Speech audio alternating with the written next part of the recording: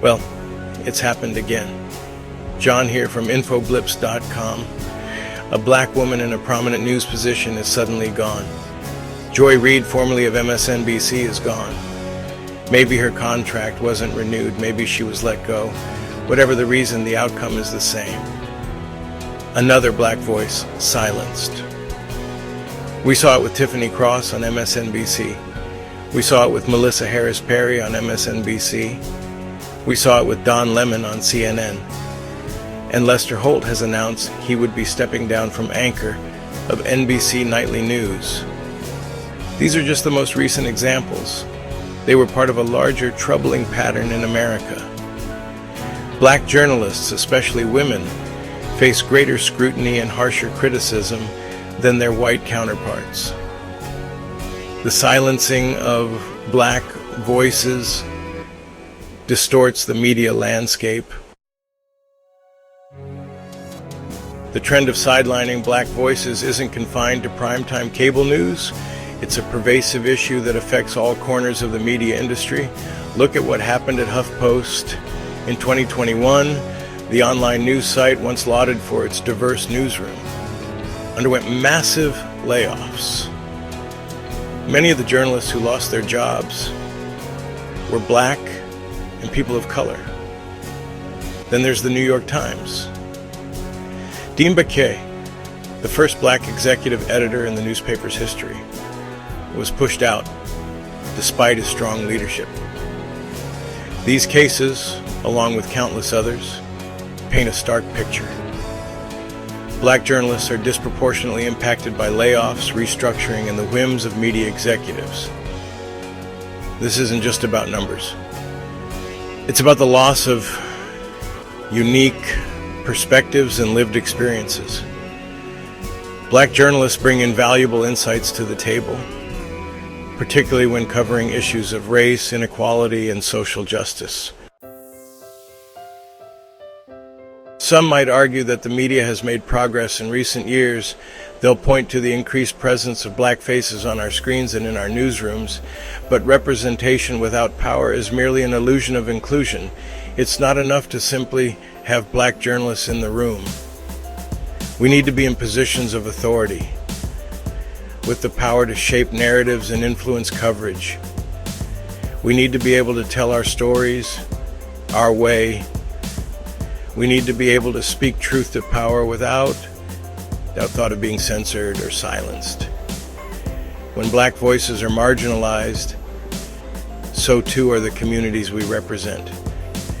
Our stories go untold, our perspectives are ignored, and the result is a media landscape that is skewed, incomplete, and ultimately inaccurate.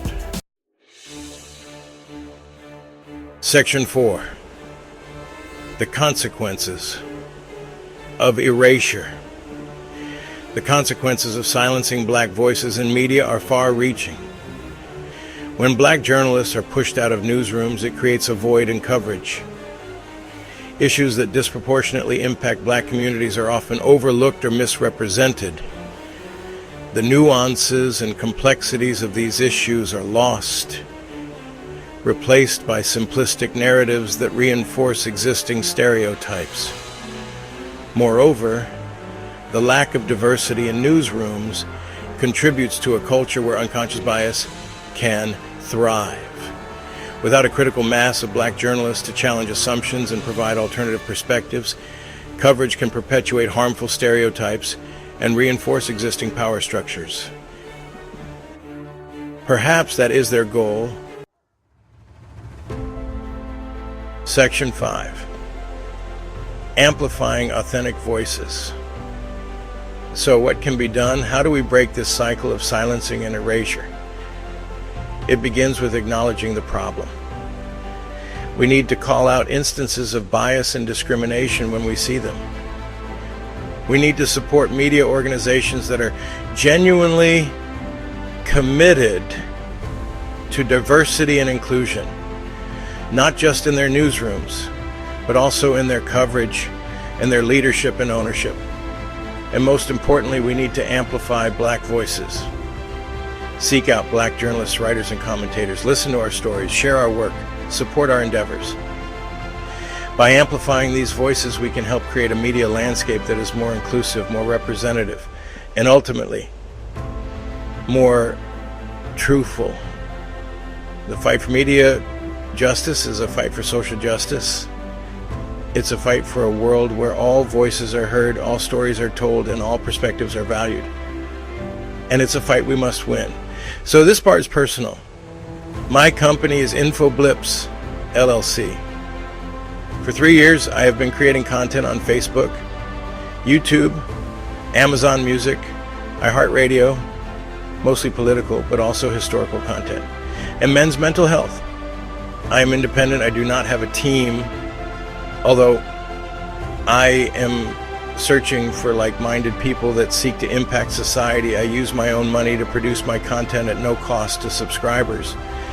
Honestly, I am frustrated and embarrassed to say, out of the thousands of friends I currently have, 87 subscribers. I am thankful for the subscribers I have. I need to reach 500 for the algorithm to continue to play my content. I have worked for CBS Radio.